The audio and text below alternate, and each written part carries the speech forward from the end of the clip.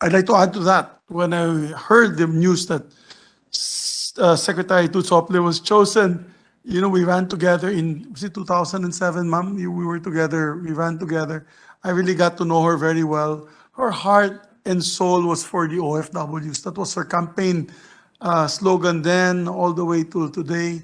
And so it's a perfect match made in heaven. Not with the other secretaries that were having problems with here.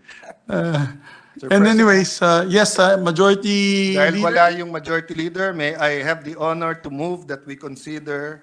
Maybe we can wait for him kasi baby po niya. Yes, Let's can we have a minute suspend for a suspension. minute? Yeah. Magtatanong pa. Session? You're gonna ask? Yeah. Session resume. May we recognize our minority floor leader, our distinguished gentleman, former Senate President, Senator Coco Pimentel. But Mr. President, with the indulgence of our minority leader, I'd just like to also inform the body that I'm in receipt of Senator Raffy Tulfo's manifestation of support for the budget of the DMW. The subcommittee would like to move that the good senator's manifestation be inserted into the records. Yes, we shall do that. Thank you. Thank you, Mr. President. Yes, minority So floor leader. with the permission of our sponsor and chairman. Yes, certainly. The minority So this is leaders' the- interventions are always welcome. This is the department's first budget defense, as well as the secretary's first budget defense. So I understand perfectly why you have been here since 9 a.m. It must be the excitement, no, to to experience the first budget defense. So I will not disappoint you, Madam Secretary. Although hindi, actually, ang gusto kong plano sana, ma'am, is if possible, if I can still continue with my plan to just submit the written questions and just ask for your written replies to the questions. Anyway, pero I cannot avoid this isa. Mayroon akong phoned-in question eh. So this is from our constituents. Wala tayong choice. So the question is about the situation of repatriated OFWs, especially those who have been victimized by the wage theft, that is the term used, by their employers abroad. Based on the study conducted by the International Organization for Migration on COVID-19 impact assessment on returned OFWs, among the key findings are the following. Of the total 8,000 respondents, 67% repatriated OFWs was due to COVID-19 pandemic. 19% were pre-terminated contracts. 59% did not get their separation pay or compensation pay. 17% did not get their final wages. 83% were still unemployed 3 months after arrival. 48% said there was a drop of 60% in the income household upon return. 48% expressed desire to re-migrate. Based on these numbers, it has been emphasized that based on these numbers, the issues emphasized are of pre-terminated contracts, unpaid compensation, and wages of our kababayans. Pwede po bang malaman kumusta na ang sitwasyon ng mga repatriated OFWs? Ang mga nabanggit kasi ay based sa study conducted with 8,000 respondents. I believe the actual numbers would help us understand better on the present situation of our OFWs. Yes, So, thank siguro you. OFWs and especially siguro the repatriated ones. So, yes, ma'am. Yes, sir. Yes. Yes, thank you, Chairman. Your Honor, Mr. Minority Leader. Mr. President, the wage theft-related issues handled by the POA, or now the DMW, in 2020 up to 2022 during the COVID-19 pandemic year include money claims in 2020, 947, 2021, 2,093, or a total of 3,040. Action taken by the department, they have already provided legal assistance and endorsed the same to SENA and NLRC. Then non-payment and underpayment of wages, 337 in 2020 and 222 in 2021, a total of 559. Total of 492 were already assisted and settled. So 67 now with disciplinary action case. And last, the default on contractual obligations. In 2020, there was 357 cases. 2021, 258, a total of 615. Action taken, 535 were assisted and settled. So 80, the balance of 80, there is already disciplinary action case. Doon po sa mga hindi na binalikan ng employers nila at tinakbuhan ng kanilang tungkulin para sila ay mabayaran, particularly itong allegation po sa Saudi Arabia and Dubai, pwede ba daw malaman ang actual data at ano ang plano ng DMW kasama ng Owwa at DFA?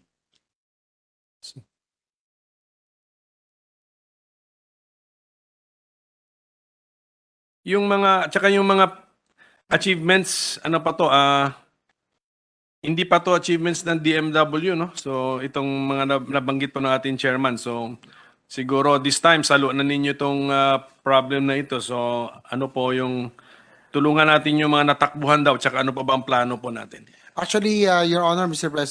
President, according to Secretary Tots, that there was already a bilateral labor agreement, which includes wage protection in certain countries like Saudi Arabia,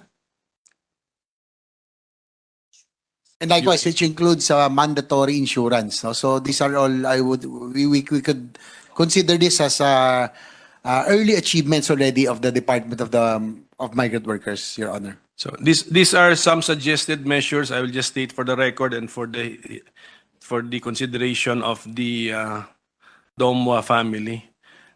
1, bilateral talks with countries of destinations to present the cases of wage theft. Number 2, create joint task forces with countries of destinations to review the cases to ensure that claims are legitimate and require companies to pay. Number 3, allow repatriated workers to issue or reissue SPA in favor of our embassies and consulates and the DFA and send deposition as needed to prove claims despite signing of waivers and quit claims. Number 4, allow online or virtual hearings if needed to connect directly with the workers already repatriated. Number 5, to provide social protection safety nets for repatriated OFWs to be sourced from Bayanihan funds and the Action Fund. And number 6, for those with agencies or agency hired, for the NLRC to request the NLRC to fast-track resolution of wage theft cases. So these are just some suggestions. The Secretary may react or just take note of the said suggestion. Sige. Yes, Your Honor, Secretary Tutsopli said that all your suggestions are well taken and noted. In fact, especially yung letter D, yung allowing online or virtual hearings if needed. She already had met with the Chief Justice about this, Your Honor. The rest of my questions will be, as I stated earlier in writing, pero allow me to pursue one. Yung OFW hospital po natin, did we budget it sa 2023 at saan po? Is it sa DMW or sa Owwa na ilagay? And how much? Yes, Your Honor. Actually, Your Honor, it's the Senate's intervention that we added 500 million additional funding for the OFW hospital services. So under the DMW, and there's also some parts of the budget from the DOH naman, yung Health Facilities Enhancement Program. So it's a combination. Sige, but as of the moment, we're talking of one particular hospital. When we say OFW hospital, it's one physically located in one location. So yun ang problem ko is, kaya na-raise natin doon sa committee hearing kung akala ko ba ang preference ni President Marcos tulad ng preference ko na we just coordinate with existing hospitals, rent out or enter into MOA, covering a wing of the hospital para we do not have to parang reinvent the wheel, spend for construction, ganun po. So what happened to this? So what is what is the actual plan? What is now the actual long-term plan? That we are building our own OFW hospitals, and then to be fair to those in Mindanao, we will build another one there, or is it now the wing approach, Mr. President? Thank you for your, that is a very good question, Your Honor, because the OFW hospital in Mabalacat was already, it was already completed, no? So we just, they just requested for the additional budget to make, so that it can be operational. But the President, has already given, President BBM, meaning, has given already the directive to the DMW and the DOH to sit down and discuss the possibility of having OFW wings in various hospitals, because I think this is more practical, because our OFWs come from different provinces. No? So it will, as you said, it will be practical for OFWs from Mindanao to come all the way to Pampanga, or OFWs from Visayas. No? So there's already a technical working group from the Department of Migrant Workers and DOH that is already identifying which hospitals will be they will designate or prioritize OFW wings. Sige, since that one particular OFW hospital in Mabalacat, Pampanga is already functioning, di ba? So to just to invoke the equal protection clause na you're an OFW in Surigao del Sur, in Sarangani or Sultan Kudarat, dapat meron ka ring matakbuhan. So how soon kaya, Madam Secretary, will the OFWs and their families and other beneficiaries based in, let's say, Mindanao, Southern Mindanao, even in the Visayas, feel the same benefits felt by those availing of the Mabalacat-based OFW hospital? Mga ilang buwan pa po kaya? The technical working group is already functioning, Your Honor, and they are already determining which regions or provinces or which hospitals with high concentration of OFWs that will be prioritized, Your Honor. Yes, I know it's the technical working group which is functioning. Yung actual access to hospital services po through this wing arrangement, mga ilang buwan pa po kaya? Plan, target, ano pa? Isang taon, kalahating taon, ano pa? They're hoping, but before the end of the year, Mr. President, Your Honor, that hopefully the TWG will already come up with recommendations as to the areas that will be pinpointed where they will already put the OFW wings, Your Honor. So whose decision is critical? The DOH Secretary's decision? Kasi i-hearing din namin ang budget nila next week. Pwede namin i-take up po sa kanila yan. Tama po ba yan? I think it's both, Your Honor, Mr. President, because DOH, of course, will determine which hospitals are capable, and the DMW would now determine where the concentration of most OFWs are from, which provinces and areas. Okay, but to really have this access to the hospital, we need the participation and decision of the DOH Secretary. So i-take up na rin po namin din siguro sa budget hearing nila. That is correct, Your Honor. So, as promised po, Madam Secretary, the rest will be in writing na lang, and we hope for the best.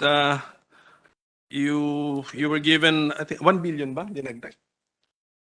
How much did the committee add, Mr. Chairman? Total of 1,115,000, and for OFW hospital is 500 million. So a total of 1.115 billion. Senate's intervention, Your Honor. All in the OSEC. And the DMW, lahat yun. 100 OSEC lahat yun. 1.16. 100 million for OSEC, 1 billion. 1 For billion. OSEC, 100 million for OWA. Your Honor. Ayun. So kaya 1 billion for the department. So congratulations, Madam Secretary. So, okay. Thank you, Your thank Honor. you, Mr. Thank you, President. Minority Thank you. Leader. So, Mr. President, thank you also. That's the fruits of waited for so long from 9 a.m. At least everybody's tired. Well, it is also the first time we've ended this late for this Congress, 19th Congress. So it's first for many things. And Mr. President, let me also point out, I don't think anyone in this world would easily understand what happened today, the entire day, as we passed so many departments and agencies, with the help, of course, of our minority leader. Possibly. I think, as far as I remember, as majority floor leader, we passed a lot of measures today, Yes, Mr. departments. Yeah. Not because we were not doing our job, but because we were actually doing our job efficiently. So, Yes, Mr. President, because there's but my request, Your Honor, Yes. is that let us not make it this long next week.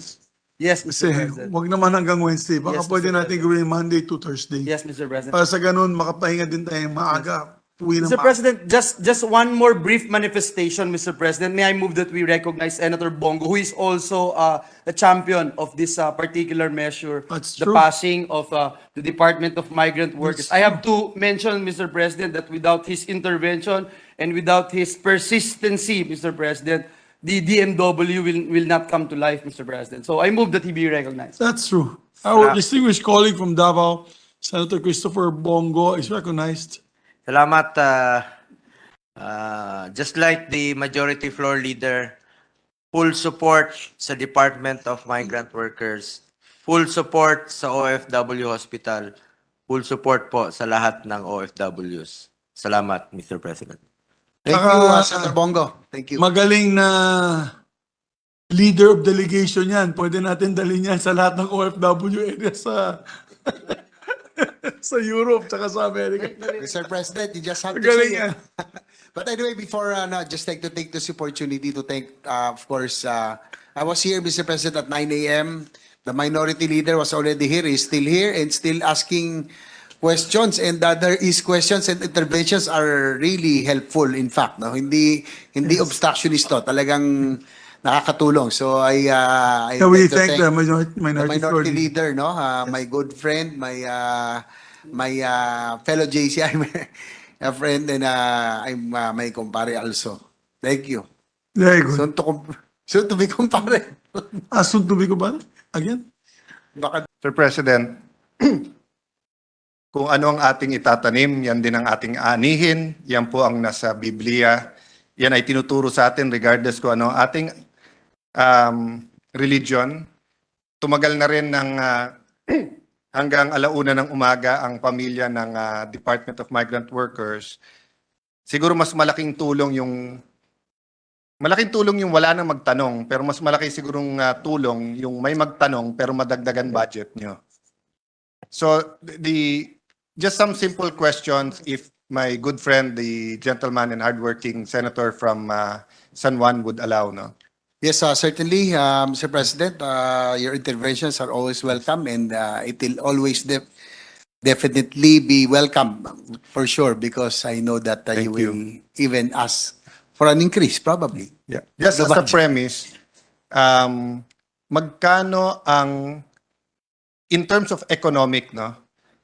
Of course, hindi talaga matatawaran, hindi madidescribe, hindi kaya pong ilagay sa papel o sa isang speech ang contribution ng OFW sa ating bansa.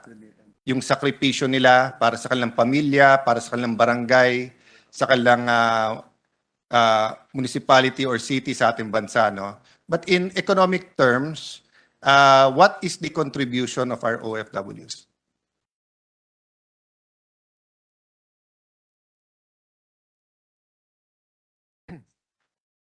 Yes, Mr. President, Your Honor, for total for the 5-year period is 148,457 million in US dollars. That's 148 billion. So at the present exchange Dollars. rate na almost 60, sorry, Wala. magkano po yon? Alam kong OFWs kaya dollars kayo, pero pesos kami dito sa budget. More or less lang, we don't need the exact amount. I just want to make a point.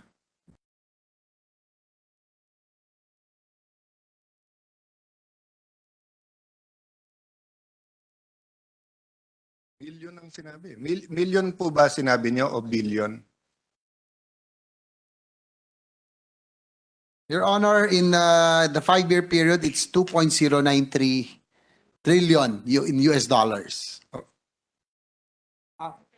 Sorry. Sorry. Stand corrected. In pesos, Sorry, can you 2.090. restate that just trillion. because marami pong puyat na dito. So, opo, 2.093 trillion pesos. in a year, For the 5-year period. 5 years. So, From 5 years. 2017 to 2021. So, mga 400 billion a year. Kung 2 trillion 5 years, so mga 400. Thereabouts. It's Your not Honor. just remittances or total contribution. This is just cash remittance. Yes. I like to make that point because I remember Senator Villar, being an expert on their business side sa housing, was saying, yung remittances na yan lang yung direct. Pero yung pagbili nila ng bahay at goods, halos doble niyan, no? That is correct, Your Honor. So assuming that in the last 5 years they contributed 2 to 4 trillion pesos, magkano ang budget natin for the department? The initial budget for the Department of Migrant Workers is 16.2 billion pesos. Your So again, I thank the Senate President and Senator Sani Angara and of course Senator J.V. Ercito na dinagdagan na yan sa Senate. But the point I want to make is that 2 trillion ang kanilang contribution to 4 trillion tapos bibigyan natin silang budget na 16 billion. 16 billion. So kung isang kumpanya halimbawa tayo at nagbebenta tayo ng shampoo, ng toothpaste, ng damit and everything else at lahat ng iba nagko-contribute ng piso pero yung isang department mo nagko-contribute ng 1 milyon, siguro naman ibabalik mo rin ng konti yung malaki ang kinikita. And in this case, it's not just yung laki ng kinikita. It's also yung pawis at dugo na binibigay ng OFWs natin. So I know it's the first year. I know it is simply organizational. But the reason why we together, no, Senator Bongo, Senator Joel, I filed this bill in the 17th Congress. So from the Senate to the next Senate to DFA, and then I was the speaker when Joel was the sponsor here. And in the DFA, I realized, pag kailangan mo pa mag-coordinate, halimbawa sa reintegration, kung kailangan pa ni Secretary Tots tawagan yung TESDA, huy TESDA, penging pondo pang training ng OFW. Huy DepEd, CHED, penging scholarship. Gumugulo at tumatagal pa eh. Kaya tayo naglagay ng isang departamento lang para the buck stops with them. Pag may complain ang OFW, isang pangalan lang, OPLE. And hindi sisirain ni Tots yan dahil yung pangalang OPLE ay nakadikit sa labor, sa pagmamahal ng ating laborers. So I know it is the first budget and I know that the chairman has worked hard, the Senate President. I'm happy that this administration did it in the first year because in accordance with the law, may 2 years, di ba? So don't get me wrong, ha? I'm not criticizing the good that has been done. I'm just saying vis-a-vis the 4 trillion pesos na kinita for the OFWs, ano ba naman yung bigyan natin ng 25 or 30 or 50 billion budget na kumpletos recados? So the one other question I'd like to make is, I saw the organizational chart. So ililipat na ba sa inyo ng labor yung labor attaché para maging representative na ng Department of Migrant Workers abroad? Yes, that is correct, Your Honor. So is that now included in your budget already? Yes, it is included already. But is it correct that not all countries have labor attachés? We, as of the moment, Your Honor, we only have 40. Yes. And there are Filipinos in all parts of the world. Kung mako-colonize ang moon, meron na rin Pilipino sa moon. Di ba? So ilan ang kulang na dapat natin lagyan sana kaagad?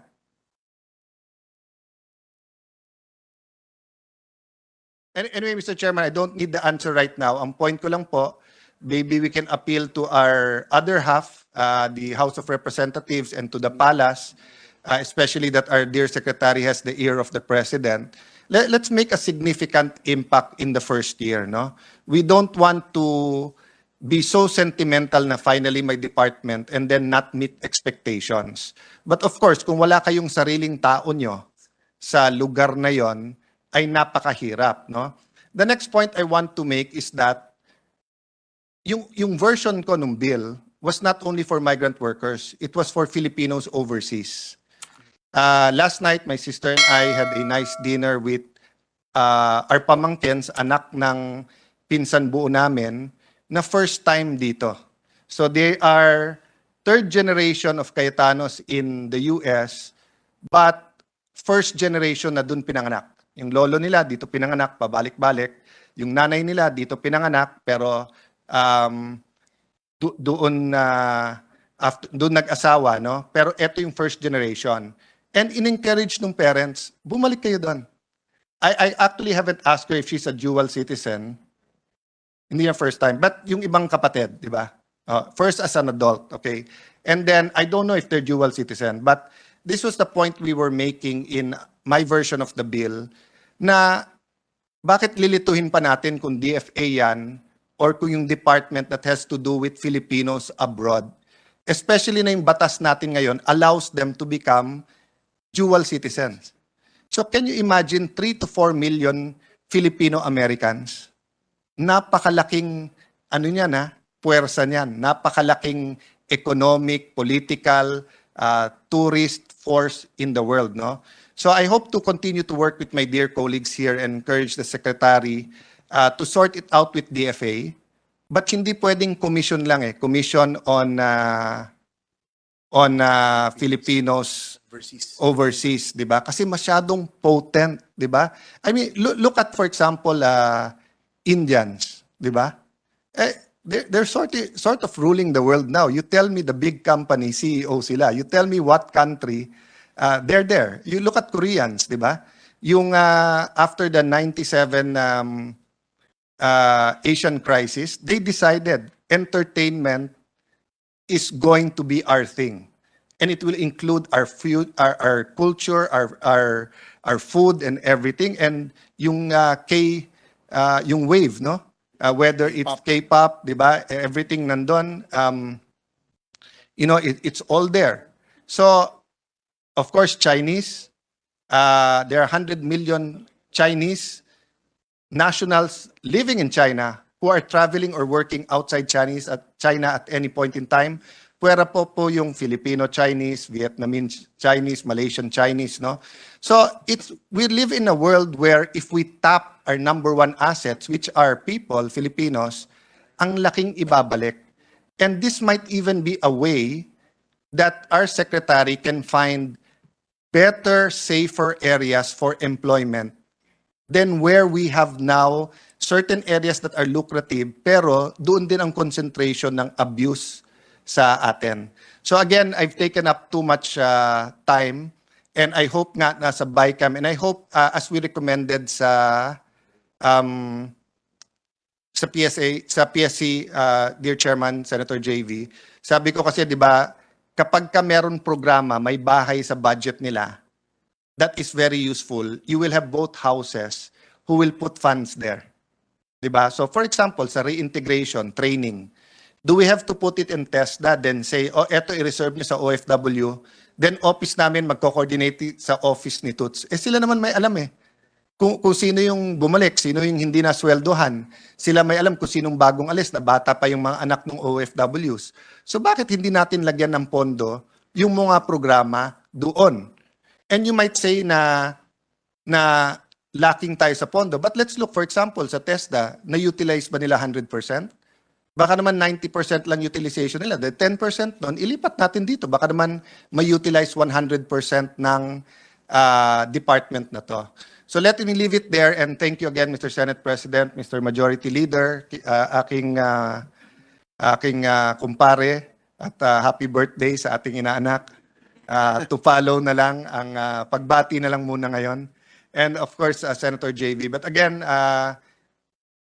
Secretary Tots and to your whole team, can I just put this on the record? Kanina pa ako nag-iisip kung sasabihin ko to o hindi kasi Tots, I hope okay lang. Nabanggit kasi ni Tots na kahit papano, naapektuhan siya nung may nag-bash sa kanya na siya'y nagkasakit, nagka-cancer, so bakit siya ginawang secretary? na emotional din ako. I'm sure may emotional din si Joel sa pinagdaanan ng kanyang nanay, ako sa pinagdaanan ng aking ama. Alam mo, Tots, ang hirap sabihin sa isang taong may dinadaanan na naintindihan kita pag hindi mo nadaanan. Pero ikaw, sa mga may sakit sa Hong Kong na nagtatago sa kanilang amo na may sakit sila kasi pauwiin sila, pwede mo silang tignan at pwede mo sabihin na intindihan kita, kaya sasaklolohan kita. Ang hirap tignan yung sa Saudi na ginulpe o bugbog o nagkasakit at pinapauwi na at hindi pa sinesweldoan at sabihin na naintindihan kita. Kung hindi naman komportable kami dito sa Senado eh. Paano namin sabihin na intindihan, hindi mo naman nadaanan yon. Pero ikaw, not only in working with OFWs, yung battle mo against cancer, it doesn't make you a weaker secretary, it makes you a stronger secretary, and you have our support. Thank you, Mr. President, and thank you, Senator JV. Thank you, Senator Cayetano. Likewise, this representation believes that no other person is more fit to head the Department of Migrant Workers than Secretary Tots, whose name is synonymous already to the laborers. Thank you, Mr. President. Thank you very much. I never thought that this day would come, Mr. President. It's your baby. This is your I baby. would just like to put This on is your record, baby. Mr. President, that I'm so happy, and I think all of us share the same sentiments as we tackle and move that we consider the first budget of the Department of Migrant Workers. It is also the first budget on Friday morning. Friday morning. On a na tayo. Friday morning. And so, Mr. President, I move that we consider the budget of the Department of Migrant Workers. I so move, Mr. President. There being no objection to the motion of the majority floor leader, Yes, and Owwa. I'm sorry, Mr. President, Yes. and Owwa. we will take up the budgets now of the Department of Migrant Workers and all its attached agencies and all the agencies. Yes, including Owwa, Mr. President. Thank you, Mr. President. Mr. President, may I also move that we recognize the distinguished gentleman sponsor of the budget from the great city of San Juan, Senator JV Ejercito. I so move, Mr. But President. before we recognize Senator J.V. Arcito, I'd just like to thank, from the bottom of our hearts, the patience and perseverance of Ma'am Tots, Secretary Tots Ople. Ma'am, my apologies. It really is the budget season talaga. Pag may listahan, inuubos namin siya. But thank you for your patience, ma'am. We really appreciate it. And to all the family, to the whole family of Department of Migrant Workers and Owwa. So we recognize the distinguished gentleman from San Juan, Senator GB Ejercito. Thank you, Mr. President. Again, morning na, sir. Morning. For the record, the recommended fiscal year 2023 budget of the Department of Migrant Workers is 16,094,276,000 pesos, which is broken down as follows. Under the Office of the Secretary, the amount of 4,324,837,000. And under its attached agency, the Overseas Workers Welfare Administration, Owwa, the amount of 11,769,439,000. So that's the total budget. This will be the very first budget of the Department of Migrant Workers. So this will be a historic budget hearing, Mr. President. Yes, I'm very proud and honored to witness this budget hearing of the first budget hearing of this department. Baby of our distinguished majority floor leader. Yes, Mr. President, this is the father of the Department of Migrant Workers in the Senate. Of course, our majority leader, Senator Joel Villanueva. And earlier, was it you, Senator JV, that also sponsored the Department of Housing? Yes, the Department You're- of Human Settlements. You're the father of that. Baby naman niya, That's your baby as well. as mentioned earlier. Yeah, I don't have an upcoming baby. Only the Only the departments. To be clear, Mr. President. You'll never know. Okay, please proceed. Be careful what you wish for, Senator JV. Okay, please proceed. Is there anyone who is going to ask? Yeah, Mr. President, I also wanted to ask some questions, but due to the lateness of the hour and the excitement of everyone inside the session hall, Mr. President, I will no longer ask questions, but may I just make a very short manifestation, Mr. President, and also commend our subcommittee chairperson, Senator J.V. Ejercito, the chairperson of the Senate Committee on Finance, Senator Sani Angara, because, Mr. President, the 2023 GOB, Mr. President, for the Department of Migrant Workers budget and Owwa is only 14.9 billion, Mr. President. But with the interventions of our dear colleagues, including this representation, Mr. President, as we are to historically pass the very first budget of the Department of Migrant Workers, our Senate, headed by our beloved and able Senate President Mig Zubiri, increased the budget from 14 billion to 16.94 million 276 pesos, Mr. President. Mr. President, I also would like to manifest my unequivocal support for the budget of the Department of Migrant Workers. Nilagay po natin sa isang bahay ang lahat ng serbisyo para sa mga OFWs bilang tugon sa matagal na po nilang dinadaing na hirap sa mga prosesong kailangan nilang pagdaanan mula po sa deployment hanggang sa repatriation at reintegration. Noong pong isang taon, kung matatandaan po ninyo, Ginoong Pangulo, binalangkas po natin dito mismo sa plenaryong ito ang panuntunan ng RA 11641 o ang DMW Act. Ngayon po, budget na po ng kagawaran ang ating tinatalakay. At karangalan po natin ang makitang tumatakbo na ang DMW ayon sa layunin at diwa ng batas. We are hopeful that the current structure of the Department of Migrant Workers will address the concerns of our migrant workers, and we commit to help the leadership in any way we can. In closing, Mr. President, I'd like to thank our first Secretary of DMW, Secretary Tots, may kababayan from the great province of Bulacan,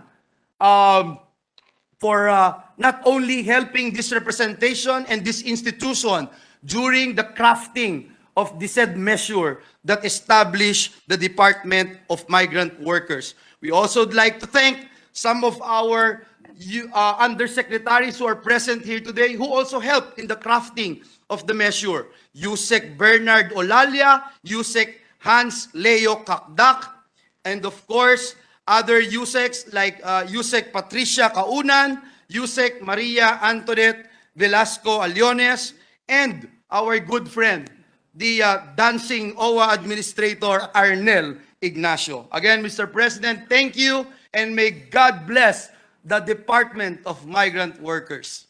Yes, thank you very much for that manifestation. Mr. President, I Is it will JVs or is it Senator No, Cocos? maybe another for department. both. For both.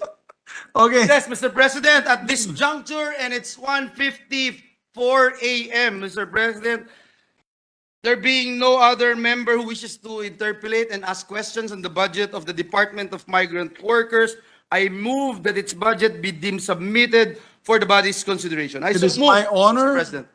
in this historic day to move for to And Owwa, Mr. And President. Owwa. Thank you. it is my honor to move in this historic day that the budget of the Department of Migrant Workers and Owwa deemed submitted. Congratulations. Thank you, Mr. President.